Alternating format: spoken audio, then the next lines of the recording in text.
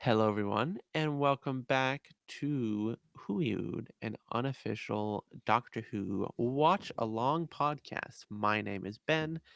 I'm here with my co-host Cam. How you doing today, Cam? Today has not been a great day. Today was one of those days where today we're recording this on a Sunday.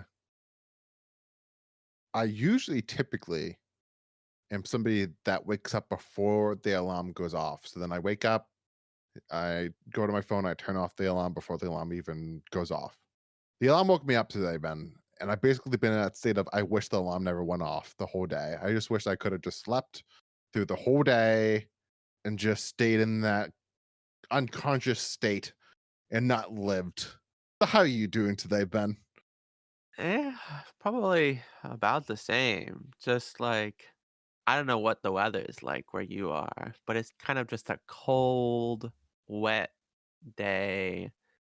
Just had 0 energy, 0 engagement with the world, just No will to live. I got home from work and I was like, "I could take a nap right now if I wanted to," and I'm not a guy who takes naps, but Mm. it's just, eh.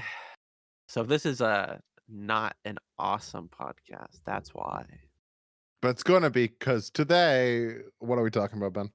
We are talking about the pirate planet, Wow. The big boy, I shouldn't say big boy, the tall boy is here, Ben. Do you know about that about Douglas Adams? the tall boy? Douglas Adams was 6'5". Oh, he is a tall boy. Like he was a tall ass man. Yeah. But yeah, this is the writing debut of Douglas Adams. And of course, So before we get into just talking about the story in just general, I think it I would was be gonna do the whole spiel. but like I think it would be good just to like get a basic groundwork of what is your experience with Douglas Adams outside of Doctor Who, Ben? Sure, yeah. I would consider myself a fan of his. I've read and thoroughly enjoyed all 5 Hitchhiker's Guide to the Galaxy books. Haven't read the 6th one, that was another author, no desire to. I started reading the first Dirk Gently, but I was like a teenager. I couldn't really get into it. If I tried it now, I bet I would like it more. Yeah, I like him. He's funny. He's got such a interesting worlds that he creates, and I'm very much looking forward to his work on Doctor Who. Hmm. I have no experience with Douglas Adams outside of Doctor Who. I think this is going to encourage me to. I think I'm going to start with listening to the audio play of Hitchhiker's Guide. So I think I might Yeah, actually start that tonight. cool. I don't know if I'm supposed to read the book first or if the audio play is. I don't know which version people say is the better version. I I've kinda looked into it recently. It was a radio play first Yeah, that got novelized, and then he made more novels that were turned into radio plays, so it's kind of an Ouroboros. and then they made the movie, and all three the audio play, the book, and the movie are all three different stories, or at least they have differences. Yeah. There I it's I mean, I have seen the movie, I didn't like the movie. Mm. I That's what it haven't seems listened like to a the lot of radio people say. play, but yeah, I've heard it's all kinda different. Yeah. Not like night and day, but, like, different shades of gray. I did watch the Max Landis Dirk Gently show. That was actually pretty good. Haven't seen it. I know of it. It looks like it would be funny. Would like to see it at some point. But yeah, definitely am interested. I've always been interested in wanting to go down that rabbit hole of Douglas Adams just because he is kind of like I don't know how to describe him, but like he like there's a niche of just British humor in science fiction that's very much like Douglas Adams inspired and just he's very it's a very singular vision, you know? Mhm. There's only one person that was writing Douglas Adams stuff. Exactly. Oh, I also played a little bit of Starship Titanic, Hmm. which is a point and click game he wrote. Which, of course, has a little bit of connection to Doctor Who because of, Voyage of the Damned. Oh, what is that? It's a Doctor Who story that has a spaceship Titanic. Oh. Yeah, my understanding is there's a lot of things that are kinda interconnected with his body of work, Yeah, like, but that has nothing really to Doctor. I think the I message mean, he gave you wasn't even aware of it, but there's ideas, other I things should that's like suppose. I know that shot there's a lot of Shada that got used for Dirk Gently. Yeah, that was the main thing I was thinking of. But yeah, he's a interesting guy. Maybe I'll check out the radio play, that could be interesting. But yeah, The Pirate Planet, the second serial of The Key to Time. Which, of course, before we move on too far from Douglas Adams, I just want to point out that I don't know if you read into this, but he got hired for this because of the screenplay for the first episode of Hitchhiker's Guide to the Galaxy, the pl- the BBC version. Yeah? So then they hired him to do this, which that aired like I think the same year. So he came out with the Pirate Planet, and then the audio play for Hitchhikers came out the same year. Yeah, I think he was doing both at the same time. Uh, so this was broadcast, I'm gonna actually, let me just go from the top. So The Pirate Planet, the second serial of season 16, The Key to Time, broadcast September 30th to October 21st. Written by Douglas Adams, as we said, directed by Pennant Roberts, who previously did The Face of Evil and The Sunmakers, and will go on to do his other story, Shada. Yeah, so Cam, what did you think of The Pirate Planet? Shocker, Ben, it's very funny. Who would have thought Mhm. that this story was going to be funny? Douglas Um, Adams? Funny? but Weird. I loved how funny it was. I loved the over top acting. I know the over top acting can be a little bit mixed in terms of some fans for the story. I vibed with it. I thought it worked for this story. I thought that the guy who played the captain in particular was very funny. Oh, yeah. Um, but my main issue with it is I think that the pacing was a little bit rough in places. I don't think that the story was engaging throughout the entirety of the runtime. Even though I will have to say that like it's very funny. I liked the over the top acting, even loved the over the top acting at moments. And I thought that like you can just tell that he's a very creative writer. And he like this is one of those stories of like I've talked about before in other episodes that because Doctor Who's kind of like an anthology show, it is a show that requires a lot of ideas for each new episode. And this is one of those episodes where you can tell that he's just cramming in 100 ideas into this one story. Oh, yeah. It's overfilling with ideas, but I just wish that there was a little bit more better pacing throughout that. I think like if this was like a three-pot story for what is there, I think that probably would have been a good story, but at the end of the day, there was a couple moments there where I was kind of like, okay, when is the story going to actually get moving or going? Or this is just like kind of boring me at the moment until there's the next funny line. What did you think?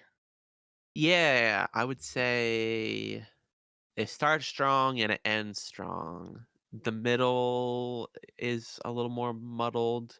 Took a while for me to get, like, fully on board, but, by episode 3, I would say I was really enjoying it.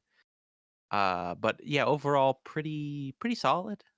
Not quite funny.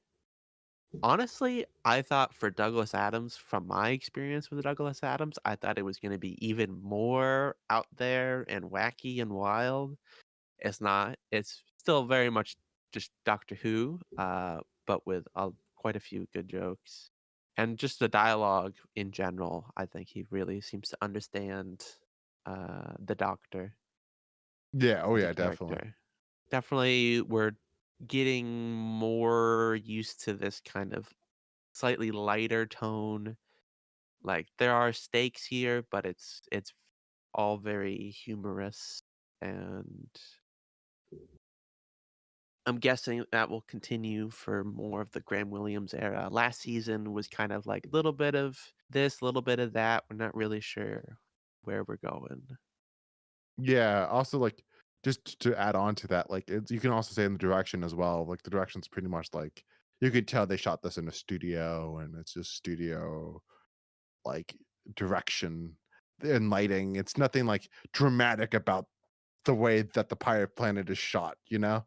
I thought there was like a cave or something that Yeah, was yeah. on location. Yeah, but it's for a very short period. Yeah, But for the most part, it's a lot of just basic lighting and direction that because kinda makes it not as interesting as some other Fourth Doctor stories that we have talked about recently. yeah. Yeah, the it was you could tell for sure. Um, to to jump off of that, I thought the sets were not. I thought the model work was pretty good. The actual sets were not exceptional. Again, you can just kinda tell that, like, this is not even like a this is just like, this was a bad period for Britain in general, that, like, they were under, like, money issues. Yeah, So, that just affected the BBC and then affected Doctor Who, while they the didn't just have the money to make the show at this point. costume design though I thought was pretty good. Like the captain's Oh, yeah. whole look, I thought looked very good. Oh, yeah, it's definitely one of the most iconic looks for a villain of the Fourth Doctor era, I would say. Yeah, Um, but I just to mention off that, I did read somewhere on the TARDIS wiki that, let me see where I can find it. The head of serials, thought did not wanna make this story basically because they were thought the story was too ambitious for the budget and thought it was too funny. Which I think kinda makes sense. That, like, it's pretty warrant concerns when you read the script and be like, "How are you gonna pull this off with, like, the limited resources that you have?" I think they pretty much did though. Yeah, I the aside from, maybe the sets could be better, I think it doesn't feel compromised too much from a lack of budget. but also in some ways you have to imagine reading this, the sets would be much grander, and then, like, the overall, this would probably work better if you just read it on paper, you know? I wonder how well the story is. Like, they did do a novelization for this story that's written by, Yeah, James like a Goss. newer one though. I don't think they Yeah, did the Douglas Adams ones at the time. because they couldn't do the Douglas Adams ones because Douglas Adams, didn't want another writer to write it, and also didn't wanna to get paid the amount of money that they were offering. They were offering them, like, other Doctor Who writers money, not Douglas Adams money, so he was like, "Screw that." So that's why we got them Right. later on. I wonder how much like Terrence Dicks was paid per Target novel. Probably not that much, so he had to make 12 of them in a year because, like, he did so many of them. I don't know I don't know how many he did in 1 year, but, like, to do Uh, that many, it must have been a he must have been doing cranking them out, Ben. I mean, I don't have all of them, but of the ones I have, he wrote like 80% of them. So like he wrote a lot. But I guess, like, it's not like you have, like, a writer's block.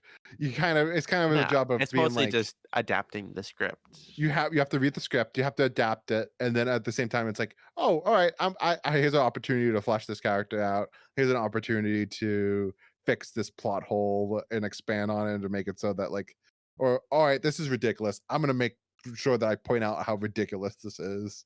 Eh, I imagine there are some that are more heavily he was more heavily editing than others. Yeah. Like I started to read the Damons, uh got like 10 pages and said, "Oh, this I'm just reading the script. This Yeah. isn't really adding anything new.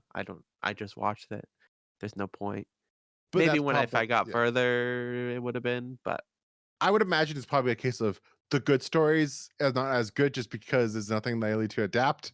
No, sorry to adapt, but there's nothing really to change that much. But for a bad story, Ooh. you're gonna have a little bit more freedom. Be like, I can change this or change that and make this better. Like, what would Underworld what was that novelization? I think Like, the I Mutants wonder. actually supposedly has a good novelization that goes really into detail about those background characters. Oh. I could see that being good because he's, like big part of that serial is, like, the characters and the history of this world, and Yeah, you could expand on it. absolutely. All right, Ben. Let's just talk about the main thing that concerned me throughout this whole story. I don't know how much you noticed it. What the fuck was going on with Tom's lip? Well, that was in the last story too. But like, Um, it was much. I noticed it way more in this story. so yeah, they seem to give a explanation for it in the story because he's when he's materializing, he was whoa, and he hits his head on the TARDIS console, so he got it like a little cut or something. I I have seen this in like trivia on the wiki. The official story is that a dog bit him on the lip. Um, but it's herpes. Very obviously. It's distracting throughout a majority of the story because you're just like, Eh, what is going on there, Tom? I definitely noticed it, but I got over it. I didn't let it bother me. Anything more about Tom's lip? No, pretty much it. That was just something What that needed to about be addressed. what about the rest of him? He's good, like you said. Like he's very much Douglas Adams is a very good fit for Tom's Doctor. I don't know how much he would have worked for like John Pertwee's Doctor. That's not very comedic, but Mm, Tom's Doctor is a clown, so he I can can't picture a just. world where not jokes, but like sarcasm and like more dry. I could see him writing for like probably a late Pertwee. But you know what I'm saying though, it fits Tom really well. No, but yeah, it fits Tom very well. That he can just say funny. Tom saying funny dialogue is just naturally suits him, and he just says it so effortlessly. Do you have a favorite funny dialogue? It's not from Tom. I did make sure to point out. It was the other main one that had a lot of the great funny lines in this, which is of course the captain. Um, and I laughed at the line of uh by the beard of the sky demon, the jaws of death were hot about your neck. Like that line just made me laugh. Mhm. Also, shout out. I know we were talking about Tom, but I gotta go to the captain. The shout out to every single time he said Mr. Fippley. Every single time, it's like an endorphin rush of just, oh, that is Mr. awesome. Fibuli. It is Yeah. it is such it's the standout thing about this whole story in my mind, which is every single time the Yes. captain's saying Mr. Fibbley. And of course, even that whole relationship is it's just fantastic throughout Yes. this You've escaped episode. death one more time. And like And when then when Mr. he Fibbley actually dies, dies. it's tragic. He's like, I will avenge you. Ah. And you can tell he's just seriously like very much sad that Mr. Fibbley's gone. Oh, yeah. Yeah, let's just talk about him. I think the captain is a really good villain. Like the last villain we talked about, the Graph, he's very over the top, but I think in a good way this time, in a way that works, especially for this story where he is like kind of what you've mentioned before. It's kind of overacting, but in like a CS British way. Oh yeah, no American could do this. Um, and I like the kind of subversion where initially you think he's just like egotistical, maniacal, I'm crazy, but he actually is a brilliant engineer, and he's got this plan to overthrow the queen, who we'll talk about later. And he was, f- great, great dialogue. Always a pleasure to listen to. Shockingly, again, going to Tadas Wiki, Douglas Adams did not like the casting of Bruce Purchase. He envisioned a grotesque, like, version of the captain and felt that Purchase played it like way too jokey. Which I can kind of understand if like this is not what when you're writing this character, you're not expecting it to be this campy and this like absurd, and you were more expecting like this gross guy to just be like, ah, Mr. February, like, but like Bruce Purchase does such a great job Yeah, with this that like I don't know how you would do this other than what he how he played it. He owned the role, I would say. absolutely. But also according to the Tadas Wiki, I think it's good to mention that originally the captain was going to be an exiled Time Lord from another universe to another universe. I mean, was planning to return to the regular universe by putting an entire planet. That would have been pretty cool. Interesting. That actually think probably would have improved the story in some ways. Of like that would give the story a little bit more of like a like because like at the end of the day, I guess we can talk about it now. Like the whole rail of the captain's not really even the bad guy, and it's the woman. I forget her name. I'll The look it up. Queen, Xantia. Like that didn't work for me. No. So I think it's kind of disappointing that like if I would have preferred a story where the captain was the bad guy overall, and like that backstory right there sounds actually pretty cool. Yeah.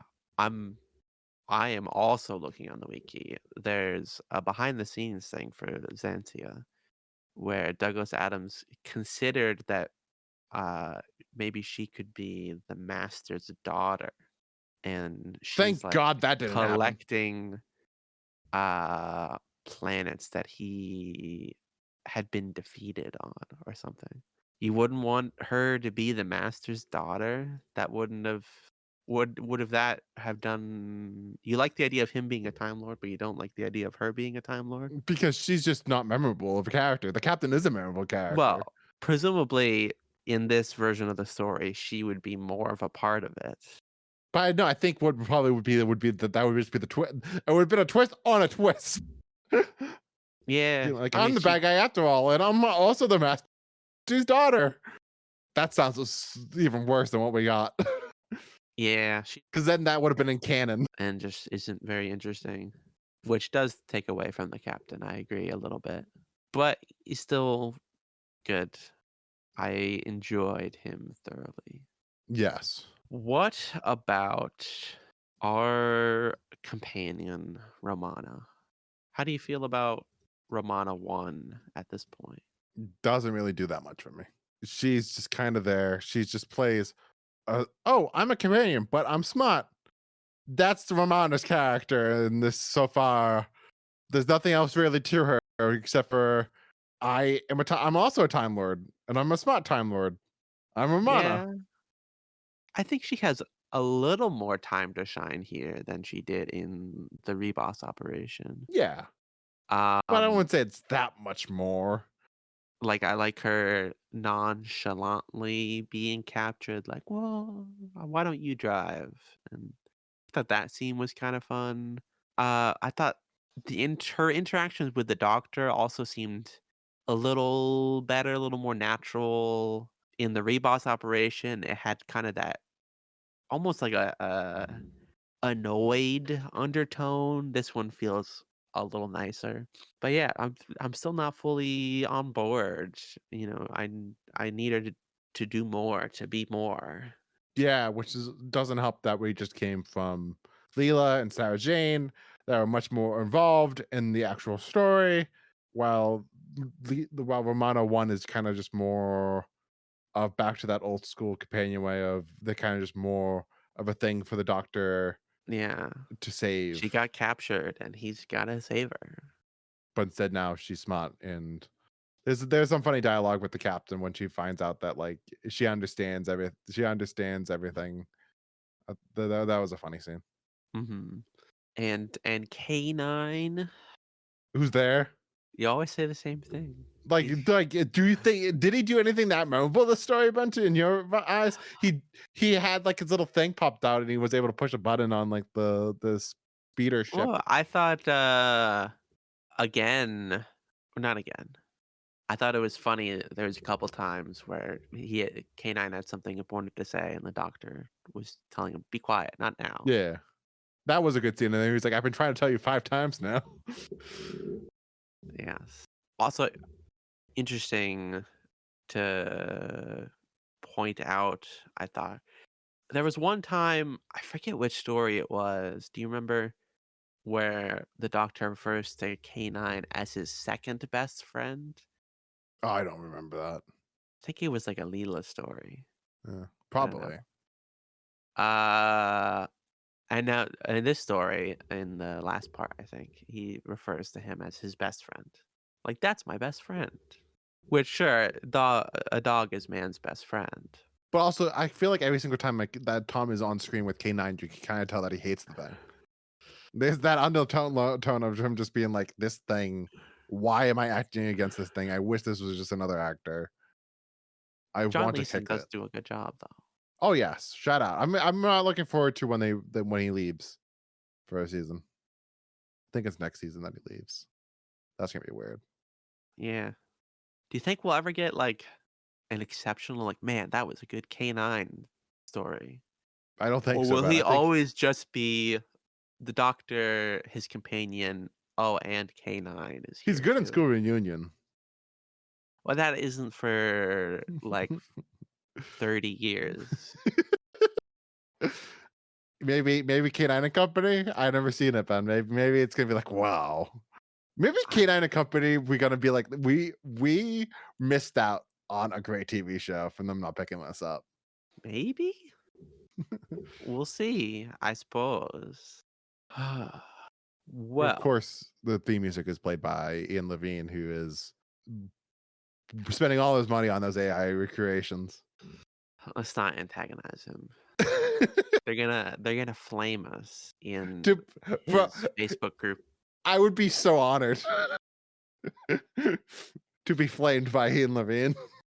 Seems an interesting man, because I was thinking a lot about Nicholas Briggs, Yeah, who was a fan, who is now very heavily involved and integrated into many, both Big Finish and the actual TV show. Because he's the voice of the Daleks in the TV show, right? yeah, in the Cyberman, in the Jejun, And in the Ian Flinks, Sphinx, Levine whatever the fuck it's seems to called. me like a similarly, like, lifelong fan, dedicated. We Like, have episodes of Doctor Who because of him. yeah, Like, who knows how much Doctor Who wouldn't be out there if we didn't have Ian Levine doing that work in the 80s and 90s. but he also stayed kind of on the fringe, and people don't like him, and he's weird. Maybe it's just his AI Demeanor. takes are No, bad. no, it was I don't before the know. AI takes. It was very much an anti-Jody guy too, I think. One of So like those.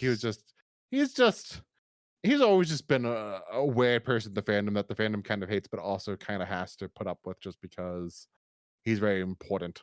Like even like I don't know if you know this, but in the 80s, during I forget what period, but I don't know when he joined. But at a point in the 80s with Eric Sayward, when he was script editor, Ian Levine was like the fan consultant of the Really. show. Very interesting guy. So any other characters here that are worth talking about? I think aside from who we've talked about and Mr. Fibuli. Mr. Fibbly also just kind of peaks with just the name Mr. Fibbly. Like Douglas Adams just did an incredible work with just being like this wouldn't work if it was any other character's name. Just like Mr. Fibbly is just such a fun name to say. Yes, he's great with coming up with interesting names Yeah. that are just fun to say. Um, yeah, he's good kind of foil for the captain. What do you think of the Mentia? Oh, I hated them. Like, every single time they went on screen, I was like, oh, It's because an they're interesting boring. idea. Yes, yes, interesting idea, but boring in execution. They don't do anything that makes me care about them, or they don't set up anything that makes me care about them as people, and, like, you know? Yeah. Yeah, they're not that interesting. And when you're like, "Oh, they can actually use them for, like, the pot at the end of the story." It's like, "Oh, no, they're blocked at this area, so, like, no, they can't use their power, so yeah." Like, "Alright, that's great." Aside from that, I think a weak point of the story is everybody else. Yeah. Like, I don't even remember her name. The, like, girl, The girl, and then there's the guy. the guy, and they don't really have much to say or much to do, but they're there. The doctor has conversations with them, Technically, he does. and at one point, the guy rides the ship with the doctor. There's that Yeah. fun scene where the doctor steals, like, the ship from the captain with jelly babies. And it's like the scene from Family Guy. You wouldn't get this, but there's a Family Guy joke where James Woods gets a piece of candy and then and then he sees another piece of candy. He says, "Ooh, piece of candy. Ooh, piece of candy," and leads him to a box. Very similar to this. See, and then he tries to do it again, like, the next episode, and he's like, "Oh, I can't. I gotta stop doing this. Can't keep getting away with this." But yeah, definitely weak point for the episode. Let's And then just see. like I mentioned earlier, it's just like I just wish I cared about the story more for like that middle chunk. Yeah. It's just like there's something up with the pacing that just it kind of comes to a halt, and I'm just like, why do I care about what's happening? It's not reminded enough. You would think you would care a little bit more once the doctor rescues Romana and then they starting to cover the clues a little Mhm. bit more, but like it's just it doesn't Maybe work. it's too much running around of, like, going up to the bridge, down to the city, into the hills for the Mentiads, back to the city, back to it just they cycle locations a lot, Yeah. and I feel like if it was, like, all in one kinda central location, there'd be less running around and travel time, and maybe Well, that would've worked. even like it should have had more running and more stakes at the end. It's like, no, we have to do this and it's by this time because this thing is gonna go off and like this story doesn't have that element to it. There's not any ticking clock to this story of like we need to Yeah. do this before this runs out. Or it's like we have this amount of time before he I gets to mean, Earth. with It's like, the nope, there's nothing like that. yeah, they were able to get from the door to the engine room on the bridge, out of the mountain, back down to the city, to the TARDIS in, like, 8 minutes. It's a little unbelievable, but yeah. Also, I don't like the idea that the planet was that Califrax was the key to time. That doesn't really make sense to me. Yeah, to me, this is seems like one that was not written with the key to time in mind, and they kind of added that at the or Douglas Adams or whoever added that at the end. Did you see what his original idea was gonna be at one point? No. It was just gonna be the doctor picked up like a piece of trash, and that was gonna be revealed to be later on the key to time. Because you could just tell that that's how little Douglas cared about this key to time arc thing. Yeah, But also just they kinda don't sucks with even the pick pacing up as the well. key to time or the piece on screen. It's like, "Oh, yeah, I'll Oh, get it later. I'm dealing with this right now." yeah. It's just but, like, at the end of the story, it's just, like, it takes up a good amount of the end of the story. Be like, "Oh, we have to now the key to time, don't forget about that," and like, "Oh, I kinda forgot Yeah, about that."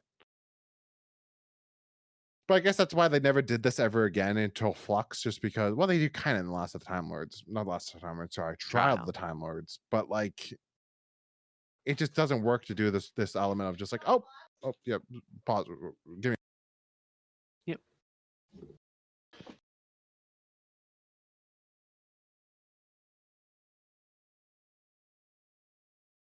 alright. What were we saying? I forget at this point. Oh, Uh, yeah, key to time, yeah. There's a reason why they never really did is at the end of the day At the end of the day, it just kind of is, "Oh, we got the piece. Now here's the story." Yeah, I it I haven't seen kinda anything from Trial, but I would imagine Trial is a little bit more just because, like, that is more of the story going on is he's on trial. Not except for we need to collect all the pieces. yeah, my just slight understanding of the situation is it's kind of more like a framing story of a Yeah. trial where he's, like, testifying and the story happens, but I might be wrong, and maybe that works a little better? I don't know. Well, I guess we will see in, like, a year. So what is the worst special effect here? I will nominate the thought projection scene in part 4 where it's floating heads in the engine room moving a JPEG of a spanner around. Yeah. No, you're right. That is it. And like you mentioned earlier, the best thing is probably the model work. The model work is good this episode Yeah. of Of, like their like, the base. city and the Yeah. bridge. Yeah, yeah, yeah. Pretty good stuff. And also just shout out to like there's some good special effects with his hand like thing. Yeah. I think it Well, definitely looks yeah. quite good. His little rocket that he shot at. Kinda already talked about what does the story need? What kinda impact does this story have on the future of Doctor Who? Douglas Adams. That is the impact of this story. Yes. Of course, gonna see it more next season with City of Death and Shada, as well as just him doing this being the script editor. He For heavily I think just rewrote. season 17? Yes, he heavily rewrote Destiny of the Daleks. I don't know if he rewrote drastically any other story. Um, but yeah, and then like you can kind of see his presence a lot in New Who of just that freedom to be a little bit more absurd with the ideas of science fiction concepts. Mhm. It's kind of more Douglas Adams, I would say, and just that mixture of the humor, the mixture of humor and absurd science fiction concepts. I think kind of now allows Doctor to have that. If you think that's valid, Yeah, um, for true thing that kind of just Douglas Adams' voice kind of brings to Doctor Who. it's definitely adding something to, its identity, I would say, yeah. I'm assuming you've watched City of Death. Have you seen Shadow? I actually never have, so I'm excited to watch Shadow. I never seen Shadow or listened to Shadow or did anything about Shadow, so I'm excited. Um, the idea alone is kind of interesting. I don't Um, know anything about Shadow other than the name. and then City of Death. I like City of Death. I don't love it as much as some people do. Um, but I think it's very good. I'm just not one of those people that's like it's better than Genesis of the Daleks. I think that's kind of like I don't want to go that far, but it's still very good, especially that first pot is like that first pot might be the best first pot of all of classic Doctor Who. It's great. Wow. Better than Invasion of the Dinosaurs? Well, I will look forward to that then. Uh, any other thoughts before we talk about cliffhangers? No, let's just talk about cliffhangers, man. So the first one, the doctor is pushed back and knocked out by the Mentiads. Whoa. Ah. Second one, the Mentiads have come for the doctor,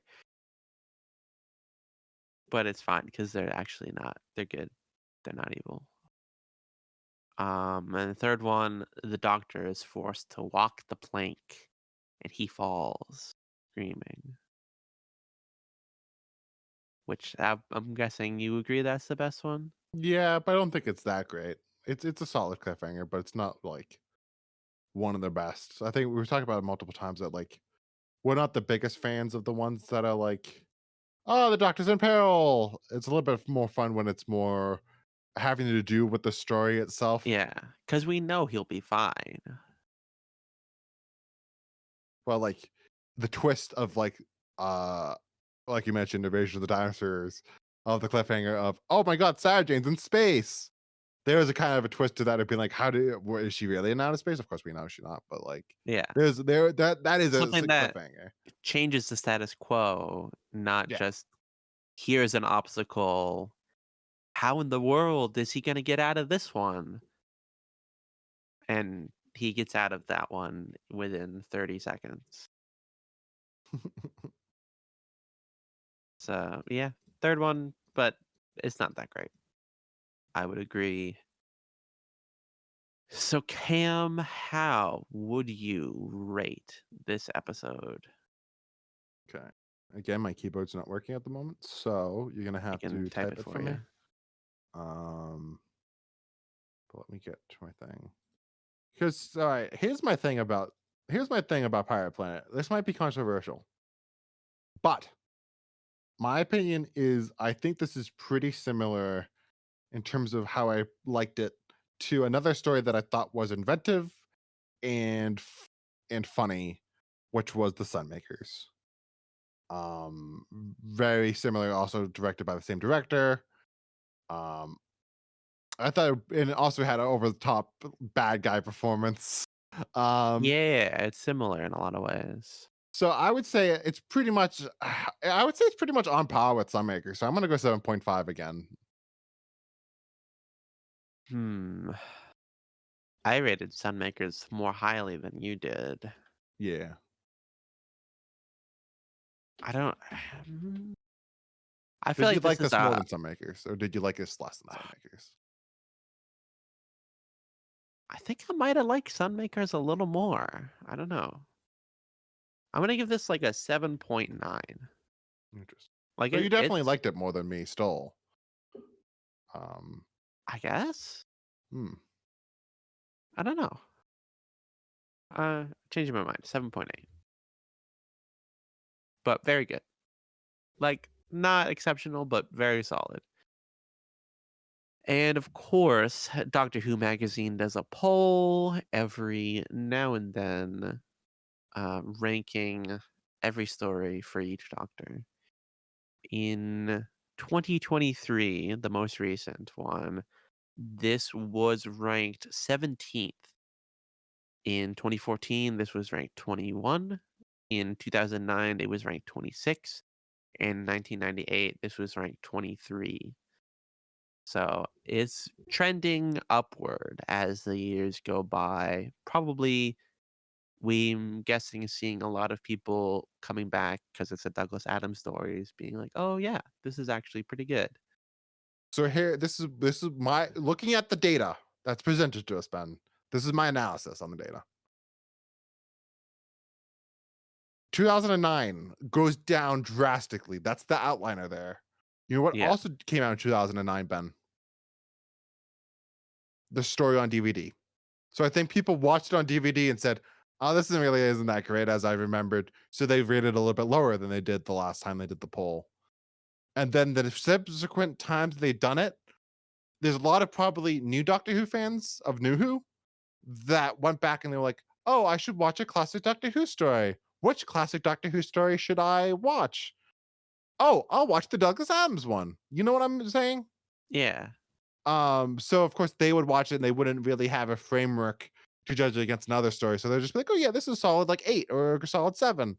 While maybe somebody that's more of a classic Doctor Who fan would rate the story a 5 or a 6 or a 7 and just be like, "No, this is as good as blank and blank and blank and blank." Does that make sense?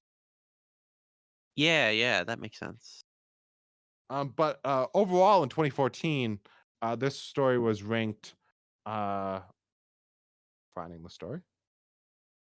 I had it 2 seconds ago.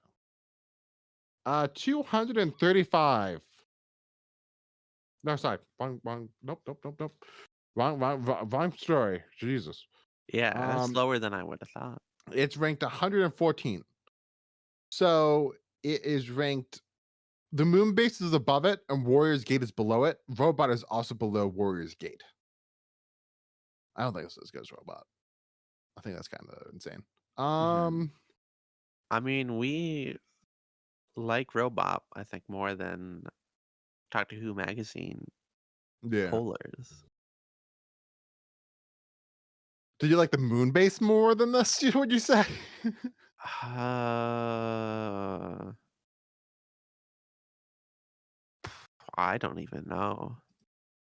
Moonbase was, like, fine. I don't really remember a lot of it. But also, again, we're also actually It's higher than a lot of Doctor Who fans because the average rating for this story was 7.1, 71.57.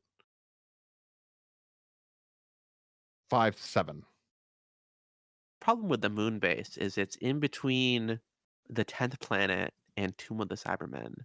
2 stories where the Cybermen are way more interesting, Yeah. and Moonbase is just whatever. Cool animation though. The animation I've seen from it is actually really good. Yeah. One of the better animated episodes. I think that will do it. Yeah? Yeah, I have nothing else to say about Well, Pirate Planet.